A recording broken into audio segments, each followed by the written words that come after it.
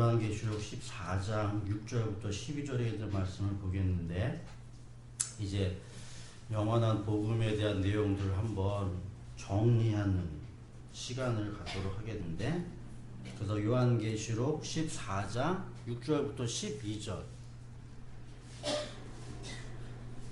하늘을 나는 천사가 이야기하고 있는, 땅에 있는 자들에게 이야기하고 있는 영원한 복음은 다른 게 아니라 심판이에요. 그러니까 우리들이 이해를 하지 못하는 건 이것 때문에 그래요.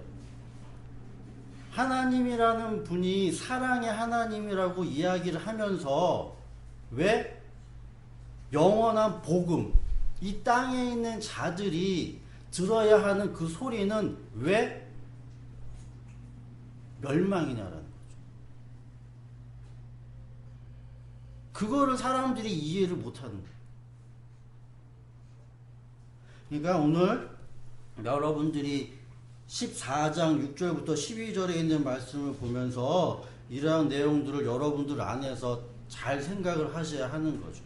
그래서 6절부터 12절까지 우리 다 같이 읽겠습니다. 시작. 나는 또 다른 천사가 하늘 한가운데서 날아다니는 것을 보았습니다.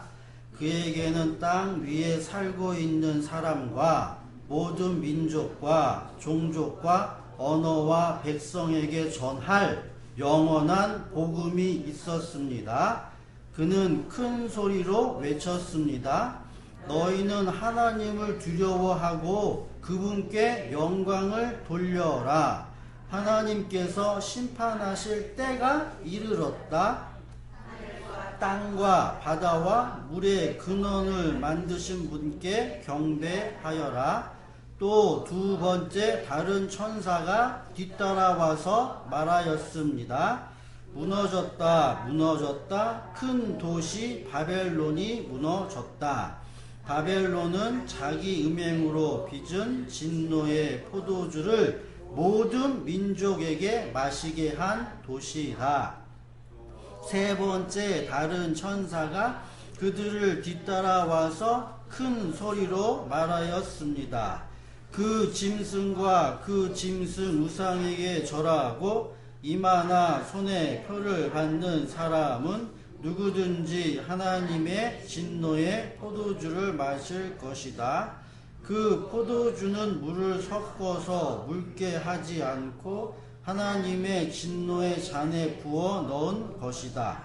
또 그런 잔은 거룩한 천사들과 어린 양 앞에서 불과 유황으로 고통을 받을 그들에게 고통을 주는 불과 유황의 연기가 그 구덩이에서 영원히 올라올 것이며, 그 짐승과 짐승 우상에게 절하는 자들은 또 그 이름의 표를 받는 자는 누구든지 밤에도 낮에도 휴식을 얻지 못할 것이다. 하나님의 계명과 예수를 믿는 믿음을 지키는 성도들에게는 인내가 필요하다. 아멘. 그래서 성도에게는 인내가 필요한 거예요. 왜냐하면 하나님이 전할 그 영원한 변하지 않는 복음은 너희들 망한다 하기 때문에 그래요. 망한다 해서 살 수 있는 방법은 견디는 거예요. 이러한 내용을 여러분들이 이해를 하실 때 하나님이 인간에게 어떠한 너희들 죄 졌으니까 내가 심판한다 이런 의미가 아니란 얘기죠. 너희들이 우상 숭배했고 너희들이 나 외 다른 신에게 절했기 때문에 내가 너희들 멸망시킨다, 그 이야기가 아니란 얘기죠. 그 이야기가 아니에요. 여러분들이 보시다시피 첫 번째, 두 번째, 세 번째, 네 번째, 첫 번째, 두 번째, 세 번째 천사가 이야기하는데, 두 번째 천사가 뭐라고 이야기를 하냐면 바벨론이 무너졌대죠. 무너진 이유가 뭐예요?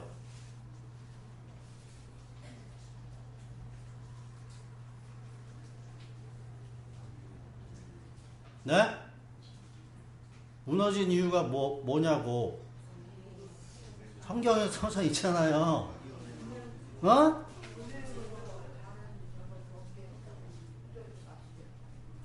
자기의 음행으로 말미암아 자기가 마신 그거를 다른 민족에게 줬다고 얘기하죠. 이게 바벨론이라고 이야기를 해요. 이 바벨론을 지난주에 제가 여러분들에게 말씀을 드리는 그 셈의 자손, 하나님의 말씀을 받았음에도 불구하고 그 말씀을 자기의 생각으로 바꿔버린 그러한 자들이 그걸 가지고 다른 사람들에게 또 준다는 얘기예요. 이게 바벨론이 무너져야 하는 두 번째 무너져야 하는 천사의 내용이고, 그리고 세 번째 천사들이 이야기하는 그러한 짐승의 표를 받는 이 우상에게 절하는 이러한 자들은 세상 모든 사람이에요. 그래서 두 번째는 하나님의 백성, 하나님의 자녀로부터 시작을 해가지고 모든 이 땅에 있는 사람들이 다 심판받는 거예요. 예레미야서 30장 24절에 보면 그런 말씀이 기록되어져 있어요. 여호와의 진노는 그의 마음에 뜻한 바를 행하여 이루기까지는 돌이키지 아니하나니 너희가 끝날에 그것을 깨달으리라. 그러니까 하나님이 이 땅을 진노하신 그 이유, 그리고 하나님이 마음에 품으신 그 생각을 하나님은 이루실 때까지 하신다라는 얘기죠. 그래서 영원한 복음에 대해서 하나님은 마지막 복음이에요. 그건 뭐냐면, 결론적으로 여러분들에게 말씀을 드리고 싶은 건 뭐냐면, 이 세상 모든 사람 한 사람도 예외 없이 다 멸망한다. 이걸 사람들이 이해를 못해요.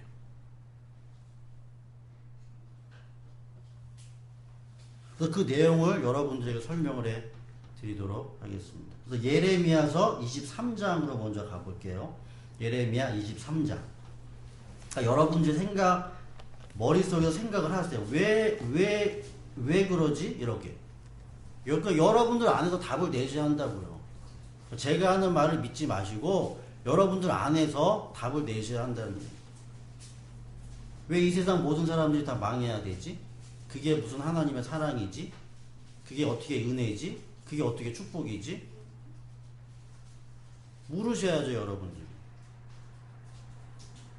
예레미야서 23장 33절부터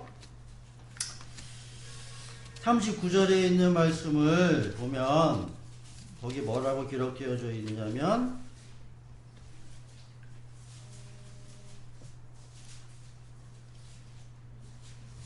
예레미야 23장, 이 백성 가운데 어느 한 사람이나 예언자나 제사장이 예레미야 너에게 와서 묻거든.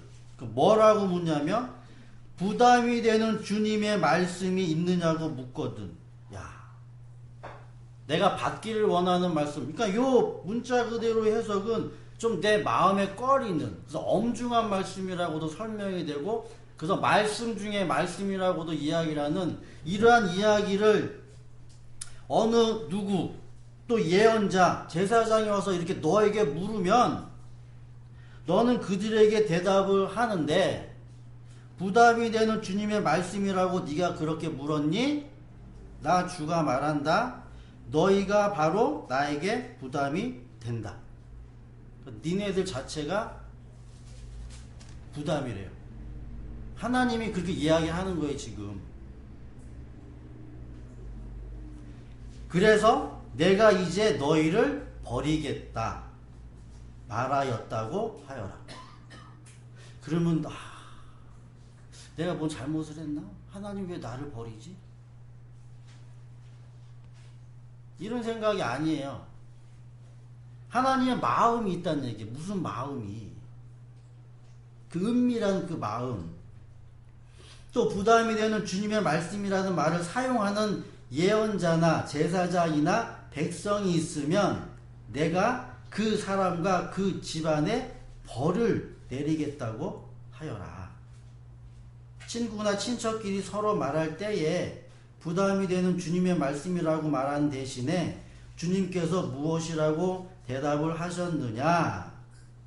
주님께서는 무슨 말씀을 하셨느냐? 하고 물어야 한다고 일러 주어라. 이렇게 하래요. 부담이 되는 주님의 말씀이라는 표현을 너희가 다시는 써서는 안 된대요. 누구든지 그런 말을 쓰는 사람에게는 그 말이 그에게 정말 부담이 될 것이라고 하여라. 그렇게 말하는 것은 살아계신 하나님, 우리의 하나님, 만군의 주의 이름을 왜곡하는 것이기 때문이라고 말하여라. 어떤 의미가 담겨져 있는 거예요? 부담되는 주님의 말씀. 이 뭐예요? 여러분들도 인간관계 속에서 어떤 이야기를 할 때 부담되는 이야기를 주고받는다라는 것 자체가 뭐예요? 벌써부터 거리감이 있는 거죠? 이게 관계가 부담되는 것 자체가. 이제 예언자에게 물을 때에 37절 주님께서는 무엇이라고 대답하셨느냐? 주님께서는 무슨 말씀을 하셨느냐 하고 물어라. 이건 그냥 바로 뭐 하겠다는 얘기예요. 듣겠다는 얘기예요. 무슨 이야기를 하든지 듣겠다 라는 얘기죠. 내 생각 버리고 듣겠다라는 거예요. 내가 사람을 보내서 부담이 되는 주님의 말씀이라는 말을 쓰지 말라고 했는데도 내 명령을 어기고 부담이 되는 주님의 말씀이라고 말을 써서 말한다면 너는 그들에게 이르기를 반드시 내가 그들을 뽑아서 멀리 던져버리겠다 하더라고 전하여라. 그들뿐만 아니라 그들과 그들의 조상에게 준 이 도성도 함께 뽑아서 멀리 던져버리겠다 하더라고 전하여라. 내가 이와 같이 하여 그들이 잊을 수 없는 영원한 수치와 영원한 치욕들을 당하게 하겠다 말했다고 전하여라. 이런 이야기를 해요. 하면서 자 에레미야 25장에 70년 동안 내가 너희들을 바벨론의 땅으로 끌어들일 거다 라는 이야기를 하면서 15절부터 보겠습니다. 예레미야서 15절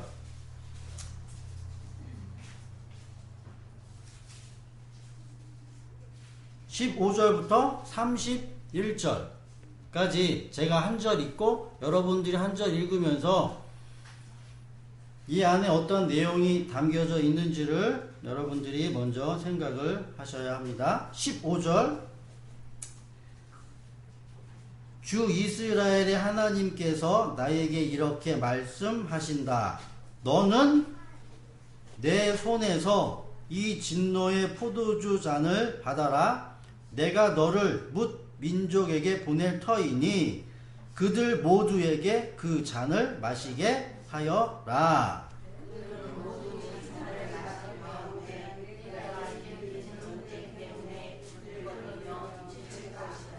그래서 내가 주님의 손에서 그 잔을 받아가지고 주님께서 나를 보내신 모든 민족에게 마시게 하였다. 우선 예루살렘과 유다 성읍의 주민으로부터 시작하여 그 땅의 왕들과 고관들에게 마시게 하였다. 그래서 그 땅이 오늘날과 같이 펴가고 사람들의 놀라움과 빈정거림과 저주의 대상이 되는 것이다. 그리고 이집트 왕 바로와 그의 신하와 고관과 그의 모든 백성과 이집트에 사는 여러 족속과 우스 땅의 모든 왕과 블레셋 땅의 모든 왕과 아스로론과 사와 에돔의 주민과 아스로엘에 있는 주민과 에돔과 모압과 암몬 백성과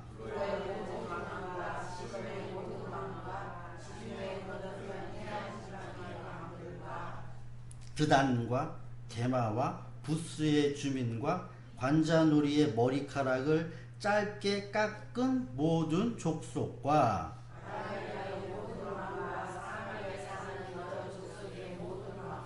시므리의 모든 왕과 엘람의 모든 왕과 메대의 모든 왕과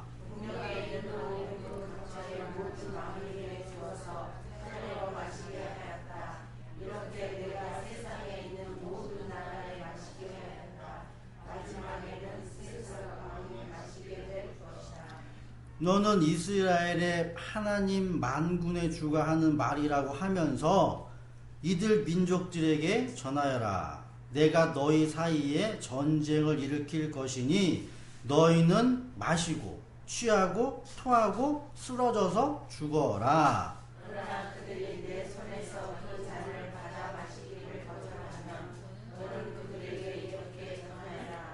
나 만군의 주가 말한다. 너희는 그 잔을 마시지 않을 수가 없을 것이다. 보이지 않느냐? 내가 내 이름으로 불리는 저 도성에서부터 재앙을 내리기 시작하였는데 너희가 무사하게 넘어갈 수 있겠느냐? 너희는 절대로 무사하게 넘어가지 못한다. 이는 내가 온 세계에 전쟁을 일으켜서 모든 주민을 칠 것이기 때문이다. 나 만군의 주가 하는 말이다.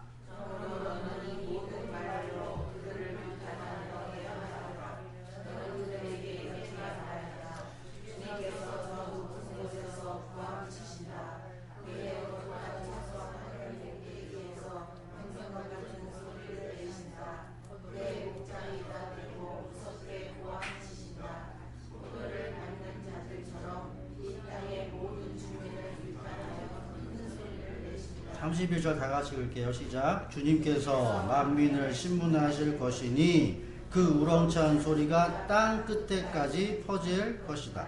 모든 사람을 심판하실 것이니 악인들을 칼로 쳐서 죽게 하실 것이다. 나 주의 말이다.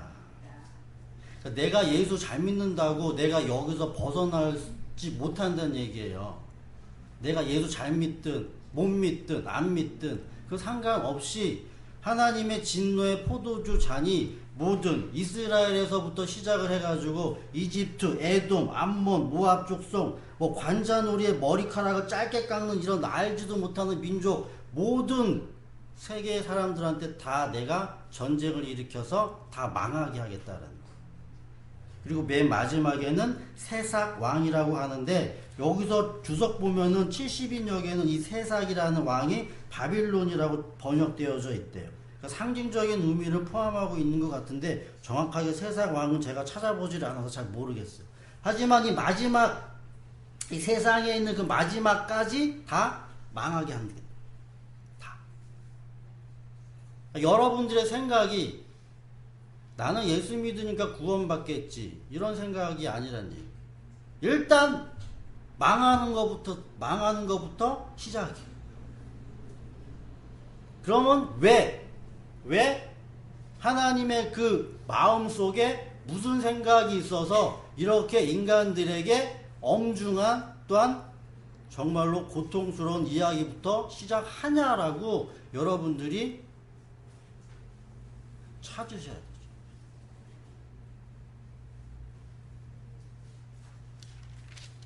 재앙이 닥쳐온다 이야기를 했을 때 26장 이후에 보면 다른 선지자가 나와요. 이 선지자는 뭐라고 이야기하냐? 아니다. 예레미야가 좀 잘못된 얘기를 하는데 하나님은 그런 하나님이 아니야. 너희들 절대 바벨론 갔다가 2년 안에 되돌아와. 너희들 살아 있을 거야. 이렇게 이야기를 한다. 그러면 누가 진짜냐요? 누가? 역사적으로는 예레미야가 진짜라고 이야기를 하지만 현실 속에서 이 상황 가운데서 이런 이야기를 하는 사람이 누가 있냐라고요. 그죠? 그래서 이 마지막 복음을 우리가 이해를 해야 하는데 여러분들이 쉽게 이해를 하실 때 하나님이 전하실 그 하나님의 마음에 담고 있는 마지막 복음은 이 땅에 있는 자들이 들어야 할 마지막 소리는 뭐냐면 너희들 다 죽는다.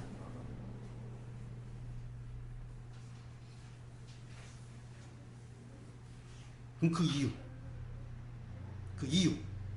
그 이유를 제가 여러분들에게 설명을 해 드릴게요.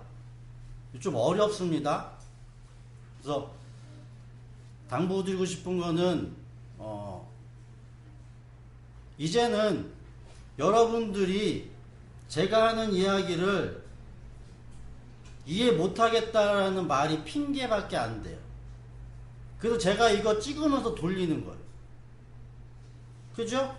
이해가 안 되면 뭐 해야 되겠어요? 들어야 되죠? 들어도 이해가 안 돼. 그럼 다른 방법을 또 취해야겠죠? 우선 가장 중요한 건 뭐냐면 내가 내 마음 속에서 어떠한 의지가 있냐라는 게 중요한 거지. 이해되고 이해되지 않는 건 그다지 중요하지 않다는 얘기예요. 내가 이해가 안 되면 학교라도 다시 가서라도 내가 그거 이해하겠다는 생각이 있어야 된다. 그 생각이 있어야 된다. 하나님께서 이 세상이라는 것을 망하게 하는 그 이유는 뭐냐면 이 세상은 땅의 세상이기 때문에 그런 거예요. 성경에서 이야기하는 세상, 성경에서 말하고 있는 세계는 두 개예요, 두 개. 그러니까 이 두 개를 우리가 이해하기 힘들기 때문에 우리가 눈으로 보여지는 이러한 세상, 물질, 몸이라는 이러한 세상이 하나가 있고, 그리고 다른 하나는 보여지지 않는 세상이 있다라는 것을 설명하기 위해서 우리들에게 마음이라는 걸 주셨어요. 그러니까 우리들을 인간을 나눌 때 물질을 가지고 있는 물질적 세계와 그 다음에 정신의 세계, 영혼의 세계를 이렇게 나눈단 말이에요. 둘로. 그런 거와 마찬가지로 성경에서는 영의 세계와 육의 세계로 나눠요. 영의 세계는 보여지지 않는 세계, 육의 세계는 보이는 세계예요. 근데 여기서 우리들이 잘못 알고 있었던 것 한 가지. 뭐냐라고 하면 이게 볼펜이죠. 이건 물질이에요. 보여지는 세계. 보여지는 세계예요. 자, 그러면 내가 내 마음 속에서 이 볼펜을 생각했다라고 했을 때 그 내 마음과 내 생각 속에 가지고 있는 이 볼펜은 물질의 세계예요, 마음의 세계예요? 물질의 세계예요. 이게 잘못된 거예요.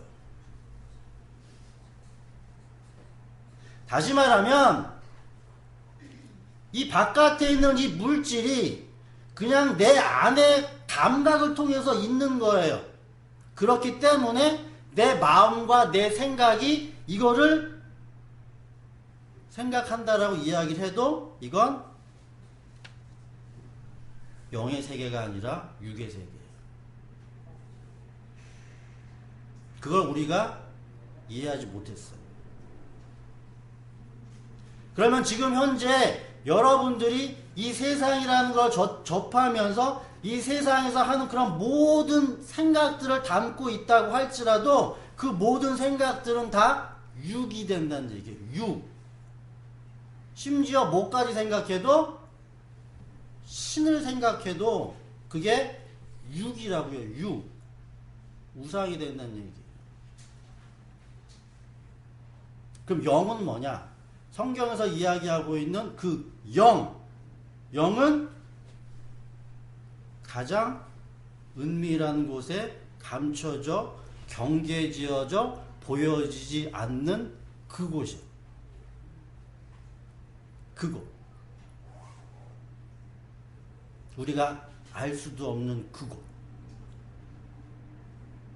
그래서 제가 이 이해를 여러분들에게 드리면 불교에서는 이렇게 설명을 합니다. 이 세상을 이렇게 둘로 나누게 되면 동양과 서양이 있어요. 동양의 생각과 서양의 생각이 달라요.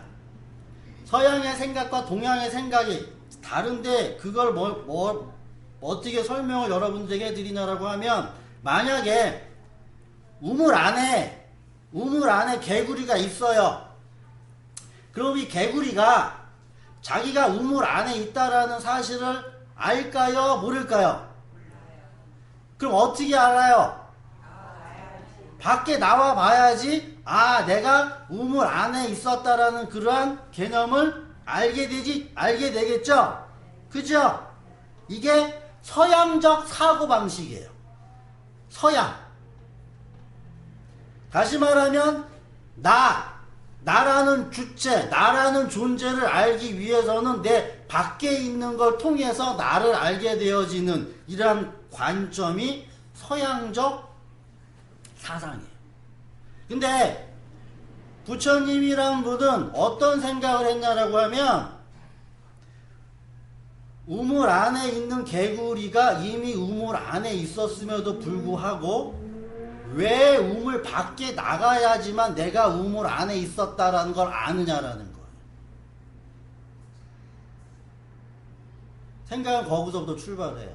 다시 말하면 내가 망상이라는 것, 내가 허상이라는 것에 꽉 사로잡혀 있어서 내가 실질적으로 그러니까 우물 안에 내가 있잖아요. 그죠? 나를 자세히 살펴보게 되어지면 내가 이 안에 있음에도 불구하고 왜 내가 굳이 저 바깥에 나가서 이 안에 있는 걸 아냐라는 거예요. 그래서 부처님이 깨달은 건 뭘 깨달았냐라고 하면 마음의 문을 열어서 잘 보게 되어지면 내가 굳이 우물 밖에 안 나가도 내가 우물 안에 있었다라는 걸 안다라는 거예요. 왜냐? 우물 안과 우물 밖을 경계 지은 건 내 생각이기 때문에 그렇다는 거예요.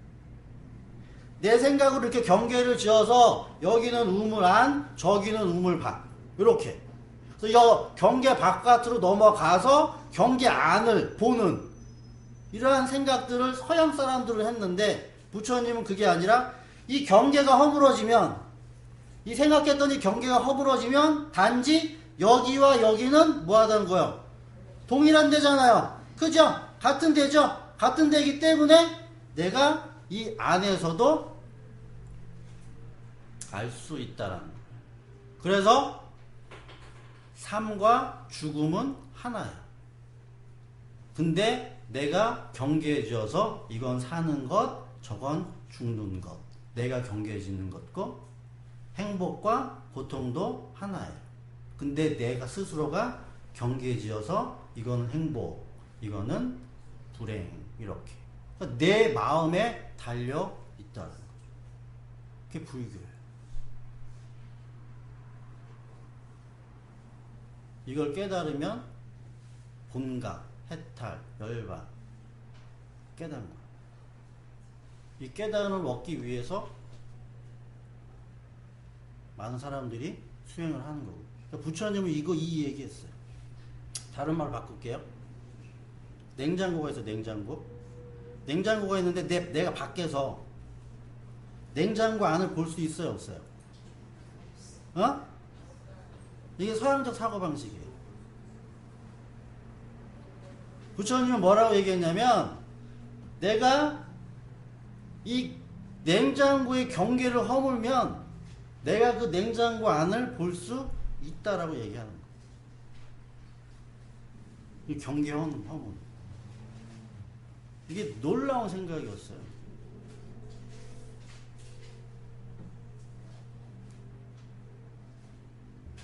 근데 저는 거기에 대해서 반론을 제기하는 거죠. 아직까지 제가 거기에 대해서 깊이 있게 아직까지 가지 못했기 때문에 설령 제가 섣부른 생각일 수도 있겠지만 지금 현재 제가 깨달아 알게 되어진 건 뭐냐면 성경에서 이야기하고 있는 육과 영이라는 그 구분을 제가 먼저 설명을 해드렸죠. 그죠? 분명히 하나님은 뭘 하셨다라고 얘기하냐면 경계졌다라고 얘기했어요. 경계졌고 그 경계를 어느 누구를 막론하고 넘어설 수 없다라고 했어요. 근데 지금 부처님은 뭔 생각을 가지고 있는 거예요? 그 경계를 내가 만들었기 때문에 그 경계를 허물면 그게 하나로 이루어질 수 있다라고 이야기를 하죠? 그죠? 여기에 있는 거예요, 여기에. 그러면 누구 말이 맞느냐라는 거죠. 누구 말이 맞느냐라는 거예요. 그래서 부처님이 생각했던 그 경계의 허물어짐과 하나님이 말씀하신 그 경계에 세운 건 다른 차원이에요. 같은 경계 얘기가 아니에요. 다른 얘기예요. 여러분들이 이해하시는데 어렵기 때문에 계속 잘 생각을 하시고 잘 들으셔야 한다는 얘기예요.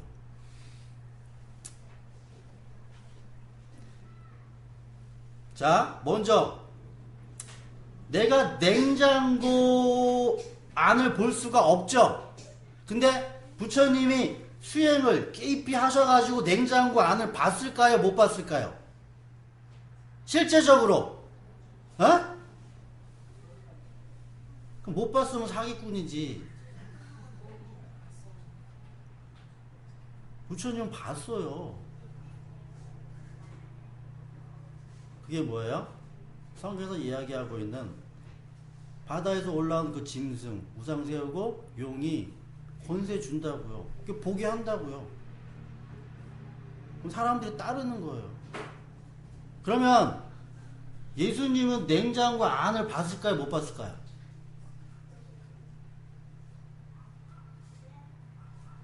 예수님은 안 보인다고 했어요. 그래서 죽었어요.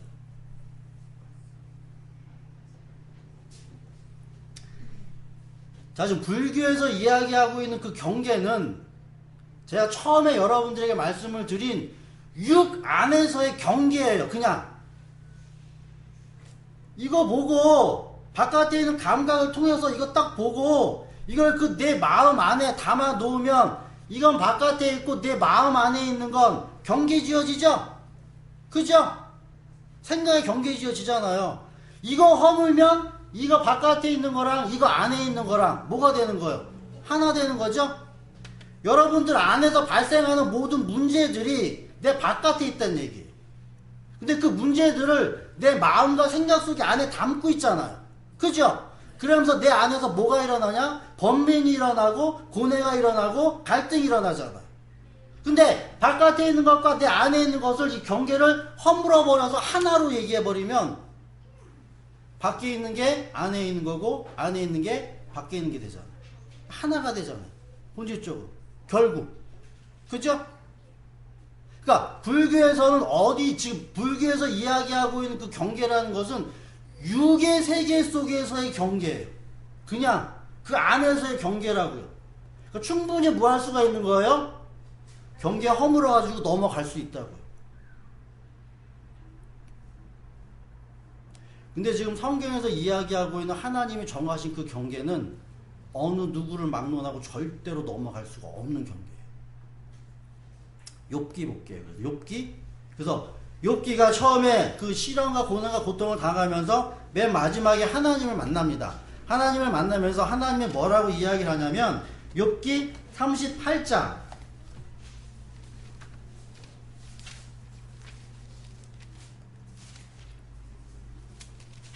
욥기 38장 1절부터 39장까지 쭉 이야기를 해요.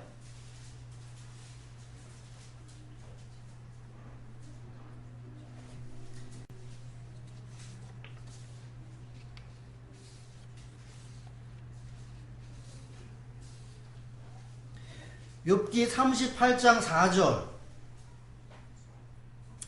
내가 땅에 기초를 놓을 때 내가 어디 있었느냐 내가 깨달아 알았거든 말할지니라.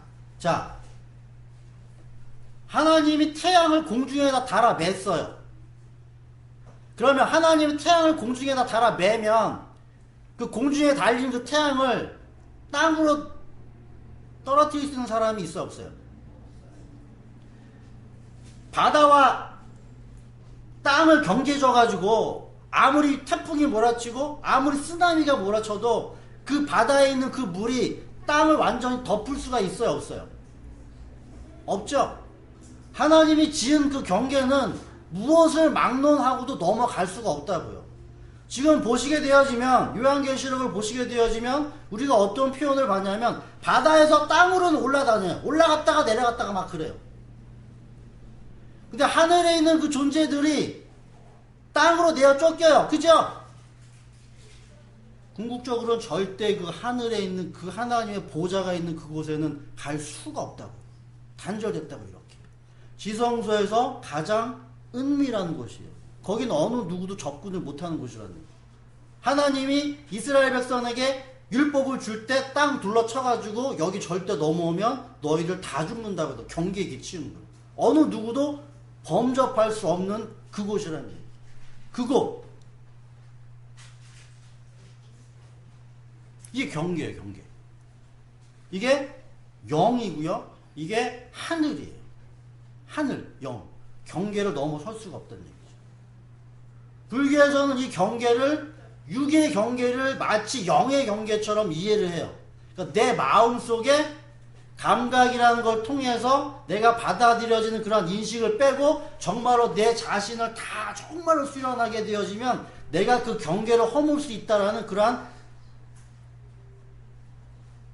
착각을 했던 건데, 그게 하늘의 그 옛뱀, 용, 마귀, 가장 지혜 있는 그 영에 의해서 그런 생각이 들어가고 그게 이렇게 보여줬어요.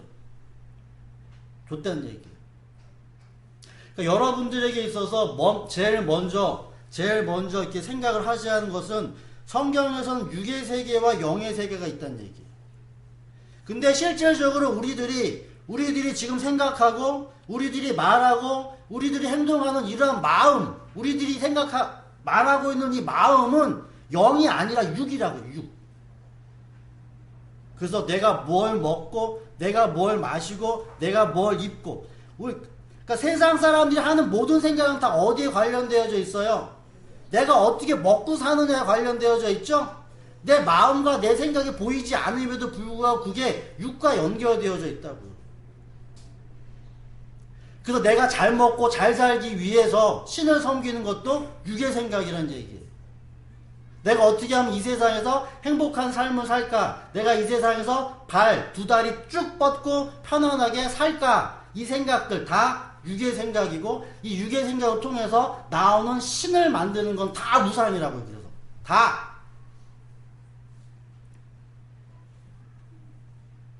부처님이 생각한 그런 해탈까지도 다 우상이에요. 경계는 절대 어느 누구도 허물 수가 없어요. 넘어가지 못해요. 넘어오지를 못해요. 자, 태아가 어머니 자궁, 어머니 뱃속에 있어요. 10달 동안 어머니 뱃속에 있는데, 이 태아가 어머니 뱃속에서 내가 어머니 뱃속에 있었다라는 사실을 알까요? 모를까요? 어머니 뱃속에 나와야지만 내가 어머니 뱃속에서 있었다라는 걸 알죠? 이게 상식이죠? 상식인데 불교에서는 뭐라고 이야기를 하냐면, 내가 어머니 뱃속에 있었던 것과 내가 어머니 바깥으로 나왔던 것이 경계의 허물어짐 때문에 가능하다는 얘기예요. 여기나 저기나 내가 태어나는 것과 그래서 내가 죽는 건 똑같다. 그래서 내가 어머니 뱃속에 있었을 때도 내가 누구예요? 어머니 뱃속에 있었다는 사실을 아는 거죠. 불교는 그렇게 이야기를 하는 거예요. 그럼 이게 잘못되느냐? 맞는 얘기냐? 자, 두 번째예요. 우리가 안다라고 표현하는 거, 안다라고 하는 건 내가 무엇인가를 깨우쳐가지고 몰랐던 거를 이렇게 알아내는 개념이 아니에요. 내가 어머니 뱃속에 있었을 때는 어머니 뱃속 자궁 안이라는 이러한 세계가 이렇게 있는 거예요.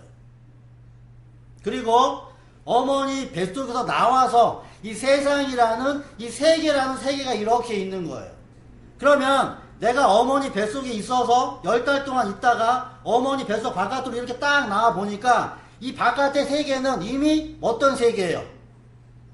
질서가 잡혀진 세계죠. 1 더하기 1은 2고 초등학교 1학년 지나면 6학년 가야 되고 5살, 4살 되면은 가나다라 해서 말 배워야 되는 그런 체계가 잘 잡혀져 있는 세상이라고, 세상. 내가 이 세상에 이렇게 던져진 거예요. 이 세상에 던져지면 나는 그 세상 속에 있는 그 질서를 뭐 하는 거예요? 하나씩 배워가는 걸 안다라고 하는 거예요. 그러니까 법칙이란 말이에요, 법칙. 그러니까 세계 속에서는 반드시 법칙이 좋으니까 세계를 움직이기 위한 법칙이 필요해요. 이 자연적인 법칙, 물리적인 법칙, 하늘에서 사과가 있다가 똑 놓으면 떨어지는 이 법칙. 이거를 내가 뉴턴이 발견한 게 아니라 그 떨어지는 그 원래 그렇게 되어지는 걸 가지고 이 뉴턴이라는 사람이 뭐 한 거예요? 발견한 거지. 그러니까 자기가 아까 아예 없었던 거를 이렇게 처음으로 이렇게 발견하는 게 아니라 있었는데 뭐 한 거예요?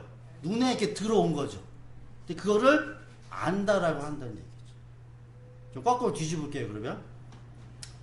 태아가 어머니 뱃속에 있었을 때를, 그럼 우리를 그걸 뭘로 보자라고 하면, 어머니 뱃속 안에 있는 그 자궁도 하나의 세계라고 보자고, 세계. 그러면 그 아이가 그 어머니 뱃속에서 10달 동안 아무 뭐 없이, 문제 없이, 사고 없이 10달 동안 뱃속에서 살죠? 그럼 여러분들이 얘가 어떻게 사는지 그거 다 알아요? 왜 몰라요? 나는 자궁 속에서 돌아가는 그 법칙을 모르기 때문에 그래요. 모르기 때문에 그렇다는 거죠. 다시 이야기를 할게요. 그래서 성경에서 얘기하는 건 뭐냐면, 육의 세계라는 것은 질서 잡혀있는 세계의 세상이에요. 세상에서 반드시 뭐가 있냐면 법칙이 있어요. 그걸 움직이게 하는 힘이 있다고요. 힘. 영의 세계는 영의 세계를 움직이게 만들어 돌아가게 하는 거기도 힘이 있다. 그 법칙이 있다고요. 거기도.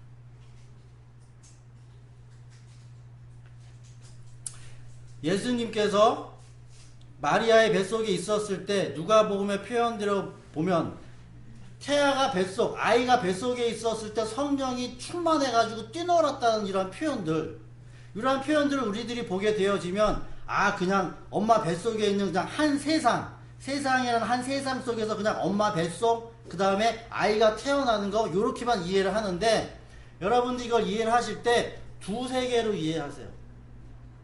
엄마 뱃속에 있는 세계가 다른 세상이고, 태어난 세상이 다른 세상이에요. 땅에 있는 세상이 다른 세상이고, 하늘에 있는 세상이 다른 세상이라고. 다른 세상이에요. 땅에서 살기 위해서는 땅에 있는 법칙을 따라야 하는 거와 마찬가지로, 하늘에서 살기 위해서는 하늘에 있는 그 법칙을 따라야 돼. 그 법칙을. 이게 이 땅이 심판받아야 되는 이유예요. 이 땅에 있는, 이 세상에 있는 그런 법칙들이 망해야지만 그 경계가 허물어져서 다른 세상, 다른 세계의 그 법칙을 내가 볼 수 있다고요. 배울 수 있고 알 수 있다는 얘기예요. 그러니까 그 문을, 그 경계의 그 문 하나를 성경은 뭐라고 이야기를 하냐라고 하면 그리스도의 그 문이라고 이야기해요. 성전의 그 문, 십자가의 그 문, 양의 그 문, 좁은 그 문, 예수 그리스도 그분, 그 문 하나, 그거 하나 통하지 않으면 이 곳에서 저곳으로 절대 못 넘어간다라고 이야기합니다. 그러니까 여러분들이 이 이야기를 조금 이해를 하셔야 돼요. 세상, 세계 이야기했고 그 세상 세계에는 반드시 법칙이 있어요. 부처님은 이 세상에, 이 땅에 속한 그 법칙을 완전히 통달하신 분이에요. 그래서 이 세상에 살 때 가장 최고의 종교는 불교예요. 불교 뛰어넘을 종교가 없어요. 서양, 철학, 그러지 못해요. 근데 제가 봤을 때 성경은 그걸 더 뛰어넘어요. 경계. 그래서 여러분들은 지금 이 하늘, 그러니까 땅이라는 그런 곳에 살고 있지만, 그러니까 내 마음과 내 생각과 내가 보는 이런 모든 것들이 이 물질 세계 속에 이렇게 갇혀져서 나오는 것들에 매여 살고 있지만, 여러분들이 예수 그리스도라는 그 십자가를 만나가지고 이 다음 세계로 이렇게 넘어가게 되어지면 그 세계 안에는 다른 법칙이 있다고. 그럼 이 두 개의 법칙이 이 세상에 공존하면서 살아야 되기 때문에 얼마나 성도는 힘들겠어요.